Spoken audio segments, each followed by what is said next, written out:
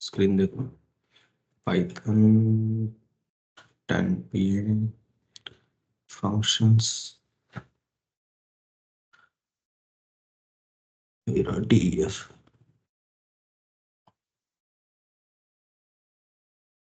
कल हमने यहाँ तक डिस्कस कर लिया था, काम भी दे दिया था।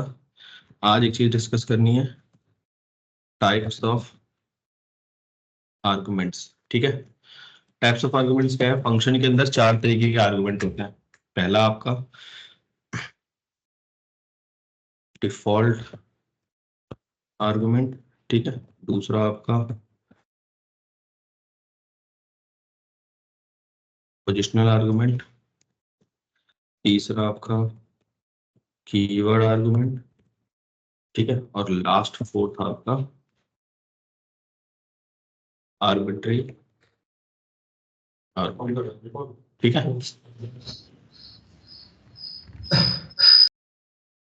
नोट कर लेना, ठीक है। ये चार तरीके के आपके आर्गुमेंट होते हैं, ध्यान से सुन लेना, सबका अलग अलग यूज है और अलग अलग पॉइंट पे यूज करोगे। पहला क्या है? Default argument. डिफॉल्ट आर्गुमेंट क्या होता है कि मान लो आपने एक फंक्शन बनाया, MUL मल्टीप्लिकेशन, चाहे POW पावर नाम का आपने एक फंक्शन बनाया, ठीक है, जिसके अंदर आप a कॉमा b की वैल्यू एक्सपेक्ट कर रहे हो और ये रिटर्न क्या कर रहा है? a की पावर b को, ठीक है। तो यहाँ पे हमें पता है कि अगर मैं पावर को यूज करूंगा, पावर को अगर मैं यूज करता हूँ तो मेरे को 2,3 डालना पड़ेगा उसके अंदर। 2 हमारा a की जगह चला जाएगा, 3 हमारा b की जगह चला जाएगा। इसको मैं शिफ्ट एंटर करता हूँ तो मुझे 8 रिटर्न होता है, क्योंकि 2 की पावर 3 8 आता है, ठीक है। अगर क्या हो कि मैं एक वैल्यू ना दूं तो क्या होगा? एरर आएगा कि power missing one required argument आपका b आपने नहीं दिया।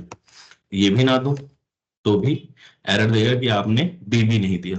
तो यहीं पे एक टॉपिक आता है आपका डिफॉल्ट आर्गुमेंट का। मैं प्री डिफाइन कर देता हूं कि बी की वैल्यू अगर यूजर कुछ भी ना दे तो उसकी स्टार्टिंग में वैल्यू 1 रहेगी, ठीक है। कैसे करते हैं? बी इज इक्वल टू, मैंने यहाँ पे 1 लगा दिया। अब इसको शिफ्ट एंटर करता हूँ, इसको शिफ्ट एंटर करता हूँ तो अभी एरर दे रहा है। मैं यहाँ पे 2,3 दूंगा तो 8 आ रहा था, तो अभी भी देखो 8 ही आ रहा है, कोई दिक्कत नहीं है। लेकिन अगर मैं बी की वैल्यू ना दूं, ठीक है, अब शिफ्ट एंटर करूं तो देखो 2 रिटर्न कर रहा है, यानी कि 2 की पावर 1 2 ही आएगा, ठीक है। तो होता क्या है, आपकी जो प्रायोरिटी होती है जो आप यहाँ पे देते हो इस पॉइंट पे, उसकी ज्यादा होती है एज कंपेयर टू आपके डिफॉल्ट आर्गुमेंट की। अगर आपने यहाँ पे वैल्यू नहीं दी है तब आपका ये वाली वैल्यू यूज की जाती है, ठीक है। तो इसको याद रखना है। सेम इसी तरीके से मैं बी ए की वैल्यू भी इक्वल टू 1 डाल देता हूँ, ठीक है। अगर मैं दोनों ना दूं, शिफ्ट एंटर, तब वो मेरे को 1 रिटर्न करेगा। समझ में आ रहा है? हमारा हमने एक फंक्शन अपना भी देखा था जिसमें इंडेक्स वाला फंक्शन हमने देखा था, जिसकी वैल्यू क्या आ रही थी आपकी? -1 आती थी अगर वो फाइंड में जिसकी वैल्यू क्या आती थी, अगर वैल्यू अगर एग्जिस्ट नहीं कर रही है स्ट्रिंग के अंदर तो -1 रिटर्न करता था। तो ऐसे ही कोई ना कोई कंडीशन लिखी होगी कि यहाँ पे अगर ऐसा कुछ ना हो तो रिटर्न कर देना -1, अगर उसमें नहीं मिलता है तो सेम आप भी अपने एंड पे लिख सकते हो। इसी को डिफॉल्ट आर्गुमेंट कहा जाता है। और कैसे बना सकते हैं? जैसे देखो, एक फंक्शन बना रहा हूं ग्रीट नाम का, जिसके अंदर मैं नेम लूंगा और ग्रीटिंग लिख लेते हैं इसका नाम, ठीक है। नेम लूंगा और ग्रीट लूंगा, ठीक है। अगर बंदा कुछ नहीं दे रहा है तो नमस्ते लिखते हैं, ठीक है। और ये क्या प्रिंट कर देगा? Name comma greet comma name की वैल्यू, शिफ्ट एंटर, ठीक है। मैं अगर ग्रीटिंग को यूज कर रहा हूं, अगर मैं यहाँ पे नेम दे रहा हूं, मान लो स्टीव दे दिया, ठीक है, और यहाँ पे दे दिया मैंने हेलो, तो मेरे को रिटर्न करके बोल रहा है हेलो स्टीव, ठीक है। लेकिन अगर मैं हेलो नहीं दूंगा, एंड में मैंने ग्रीट की जगह लगाया हेलो नहीं दूंगा, सिर्फ एंटर करूंगा तो मेरे को नमस्ते स्टीव लिख के आ रहा है। अगर मैं स्टीव भी नहीं दूंगा तो उसकी मैंने कोई डिफॉल्ट आर्गुमेंट की वैल्यू सेट नहीं करी थी, तो वो एरर देगा कि आपको ए की वैल्यू यानी कि नेम की वैल्यू देनी तो कंपलसरी है, वो तो आपको देनी ही पड़ेगी, ठीक है। तो आप इस तरीके से यूज कर सकते हो, इसको दिमाग में रखना है, ये आपका बहुत यूज किया जाता है डिफॉल्ट आर्गुमेंट, ठीक है, पहला। दूसरा क्या है आपका? Positional argument. पोजिशनल आर्गुमेंट क्या होते हैं कि मान लो वही मैंने एक फंक्शन बनाया मल्टीप्लिकेशन नाम का, चाहे ये पावर वाला ही ले लेते हैं, कॉपी, यहाँ पे आके इसको पेस्ट कर रहा हूँ, आपकी ये वैल्यू हटा रहा हूँ, ठीक है। ये भी वैल्यू हटा रहा हूँ, शिफ्ट एंटर, और अगर मैं पावर को यूज करूंगा और यहाँ पे 2,3 दूंगा, शिफ्ट एंटर करूंगा तो मुझे 8 आ रहा है। सेम वही क्वेश्चन है। तो पाइथन को कैसे पता चलता है कि उसको टू ए की जगह पे हमें 2 ही रखना है और बी की जगह पे हमको 3 ही रखना है, ठीक है। यही आपका पोजिशनल आर्गुमेंट होता है कि आपने अगर कुछ डिफाइन नहीं किया तो प्रायोरिटी बेसिस पे जो चीज आपने पहले लिख रखी है उसकी वैल्यू पहले असाइन हो जाती है, जो पहली वैल्यू में होता है, ठीक है। तो यही आपका नॉर्मल इतना यूजफुल नहीं, लेकिन पता होना चाहिए कि पोजिशनल आर्गुमेंट सेम इसी तरीके से आप कीवर्ड आर्गुमेंट ले सकते हो। ये रहा आपका कीवर्ड आर्गुमेंट, चेंज करके कॉपी, यहाँ पे पेस्ट, शिफ्ट एंटर, इस वैल्यू को मैं ले रहा हूँ पावर को ही, यहाँ पे आता हूँ, पेस्ट, शिफ्ट एंटर। अब अगर मैं पावर को यूज कर रहा हूँ, ठीक है, और यहाँ पे आके मैं बोल रहा हूँ कि b की वैल्यू इक्वल टू 3 रहेगी, b की वैल्यू आपकी 2 रहेगी और a की वैल्यू इक्वल टू 3 रहेगी, ठीक है। तो मैंने वैल्यू चेंज कर दी, पहले 2,3 था, अब b की वैल्यू मैंने 2 कर दी है और a की वैल्यू मैंने 3 कर दी है। इसको रन करूंगा तो देखो आपका आउटपुट चेंज हो गया, लेकिन आपने प्री यहाँ पे डिफाइन कर रखा था, जो नाम आपने यहाँ लिया है वही नाम आपको यहाँ पे भी लेना है। क्लियर है? तो ये आपका कीवर्ड आर्गुमेंट है, ठीक है। इस वैल्यू को दिमाग में रखना है, अलग अलग तरीके से कैसे अलग अलग तरीके से लिखा जा सकता है, तो सारे पैटर्न पता होते हैं ना, तो थोड़ा पावर फील होता है कि हाँ चीजों को मॉडिफाई करके हम अपने तरीके से भी लिख सकते हैं। क्लियर? अगला क्या है आपका लास्ट, आर्बिट्री आर्गुमेंट। तो आर्बिट्री आर्गुमेंट के अंदर क्या होता है, जैसे कि अपना प्रिंट भी एक फंक्शन ही है, ठीक है। उसके अंदर मैं कुछ भी डाल दूं, जैसे एक वैल्यू डालूं तब भी कोई दिक्कत नहीं है, 2 डालूं तब भी कोई दिक्कत नहीं, ठीक है, और 3 4 5 6 7 10,000 वैल्यू भी डालूंगा तभी कोई दिक्कत नहीं है, वो उसी तरीके से बिहेव करता है। तो अगर हमको कुछ ऐसा बनाना हो तो हम कैसे बना सकते हैं, यही पे आता है आपका आर्बिट्री आर्गुमेंट। क्या होता है, मैंने एक डीईएफ लिखा, मान लो मैं एक सम नाम का, चाहे रिटर्न अंडरस्कोर सम नाम का फंक्शन बनाना चाहता हूँ, ठीक है। आर्बिट्री आर्गुमेंट कैसे बनाते हैं, मैं अगर a comma B comma C comma D comma E comma F लिखूंगा तो मैं यही 6 वैल्यू ले सकता हूँ, पता है आपको, ये तो सिंपल है। लेकिन प्रिंट में ऐसा नहीं है, आप मल्टीपल वैल्यू ले सकते हो, 8 तक हमारी गई हुई है।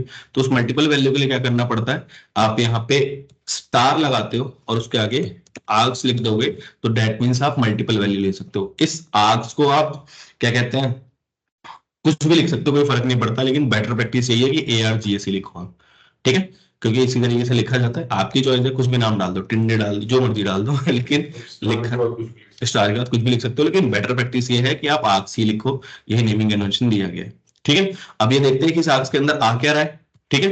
तो मैं यहाँ पे आके अगर प्रिंट करूंगा आपका सिर्फ आर्क्स को, शिफ्ट एंटर, और रिटर्न सम के अंदर अगर मैं मल्टीपल वैल्यू डालूं, जैसे 1,2,3 4 5 6 7 8 9, ठीक है, मल्टीपल वैल्यू डाल रहा हूँ, शिफ्ट एंटर कर रहा हूँ, तो देखो मुझे क्या रिटर्न कर रहा है, एक क्या रिटर्न कर रहा है, अरे टपल रिटर्न कर रहा है ना, टपल है नहीं।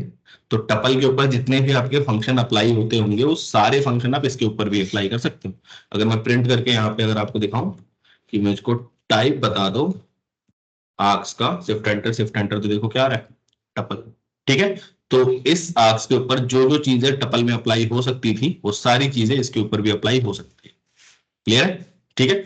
एग्जाम्पल के तौर पे क्या लिखा है मैंने, फंक्शन का नाम रिटर्न सम, दैट मींस कि इस वैल्यू के अंदर जितनी भी मैं वैल्यू दूंगा ये क्या करेगा, मुझे उसका सम रिटर्न करेगा, ठीक है। तो मैं लूप लगा सकता हूं अपने इस आर्क्स के ऊपर, क्योंकि टपल है ना, इन आर्क्स, और यहाँ पे एक वैल्यू मैं बना लेता हूँ, रिजल्ट इज इक्वल टू 0, नीचे आके आपका result is equal to result plus I, यही लिखते थे। और इसको एक और तरीके से लिख सकते हो, result is equal to plus equal to I लिख दोगे तो इस लाइन का भी मतलब वही होता है, ठीक है। आपकी चॉइस है, जैसे लिख लो।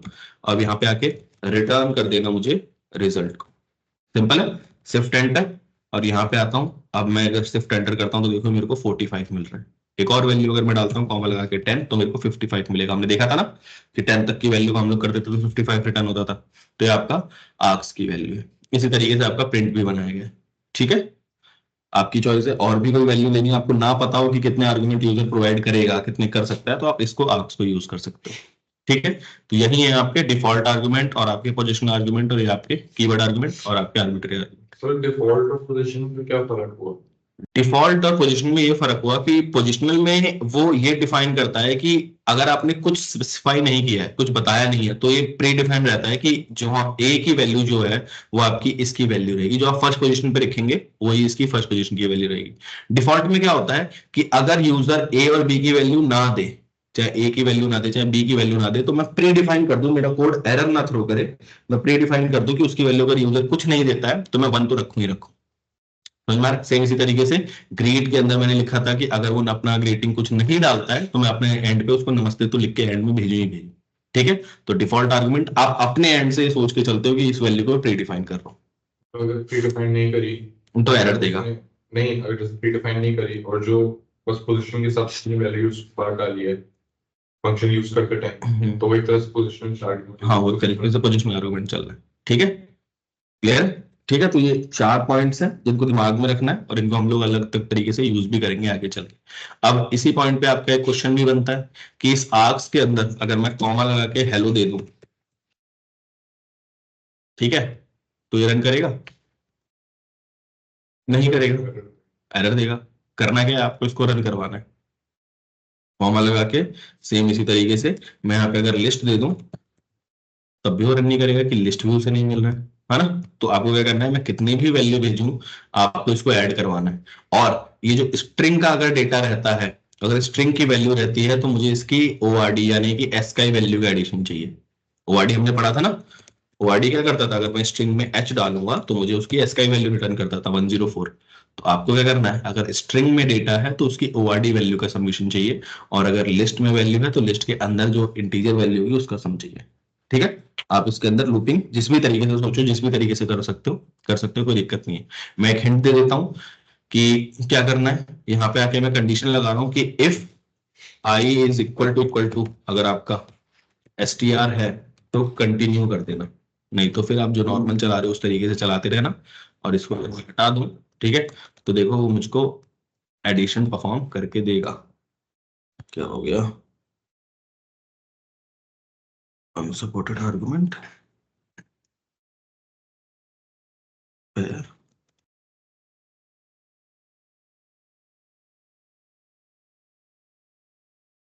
रिटर्न सब मैंने यूज किया है। अच्छा,